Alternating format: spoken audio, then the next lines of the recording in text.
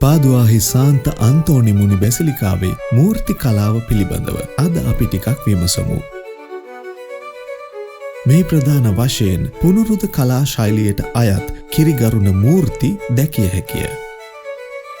ඩොනටෙලෝ, ජාකෝපෝ සැන්සෝවිනෝ සහ ඇන්ඩ්‍රියා බ්‍රියොස්කෝ වැනි ශිල්පීන්ගේ විශිෂ්ට නිර්මාණ මෙහි අන්තර්ගතයි. මෙම මූර්ති මගින් බයිබලානුකූල චරිත සහ සාන්තුවරයාගේ ජීවිතය මනාව නිරූපණය කෙරේ. බැසිලිකාවේ ගොතික් සහ පුනරුද ගෘහ නිර්මාණ ශිල්පය තුළ මෙම මූර්ති කලාව වැදගත් ස්ථානයක් ගනී. කිරිගරුඬවලට අමතරව ලෝකඩ සහ ලී මූර්තිද මෙහි දැකිය හැකිය.